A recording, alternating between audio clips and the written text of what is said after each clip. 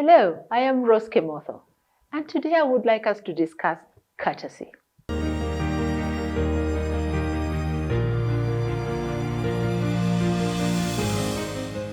Rebuilding a culture of politeness and consideration starts with each one of us.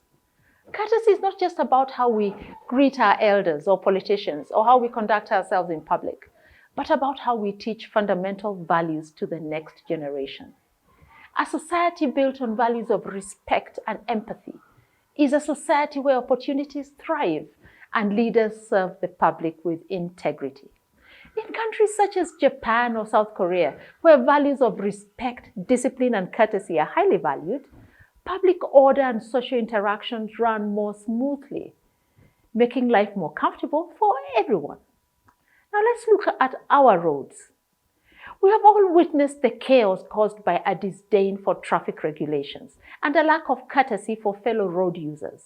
We have often seen traffic come to a complete standstill because just one driver refused to give way, while another jumped the lights, and yet another decided to overlap using the pedestrian walkway. And then everyone remains stuck until a traffic police officer arrives to unravel the mess. Afterwards, we all drive away, complaining and blaming everybody else except our own conduct. Now, there are many cities in the world that have traffic that is 10 or 50 times the traffic volume of Nairobi. Yet, traffic moves. For example, in many cities in Germany and in other cities in Europe, one rarely sees traffic police officers. And that's because drivers, in most part, obey traffic rules. They obey traffic lights. They observe speed limits.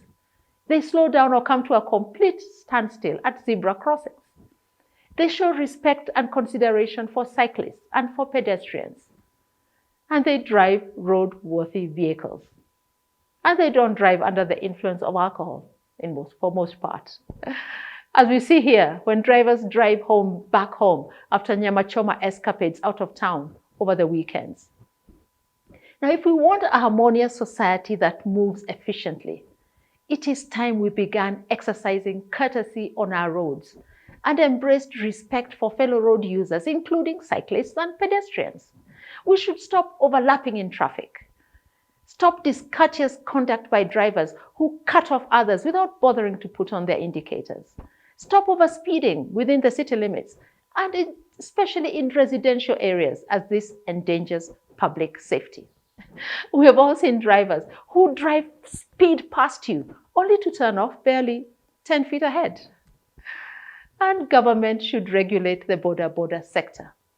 The matatu industry is an example of what results from a lack of regulation and foresight at the inception of any public transport system. And regulation of borders has been done successfully in a country like Rwanda. So there's no reason why it cannot be done here. But we all know that will take a courageous leadership and foresight, like that exhibited by the late Honorable John Meshoke. Now, observing these basic rules on our roads would result in more orderly movement of traffic to the benefit of us all. But it all begins with personal discipline and empathy towards other road users. And ultimately, the realization that you are not more important than everybody else using the road. I would love to hear your thoughts on this. Let me know. Until next time, bye-bye.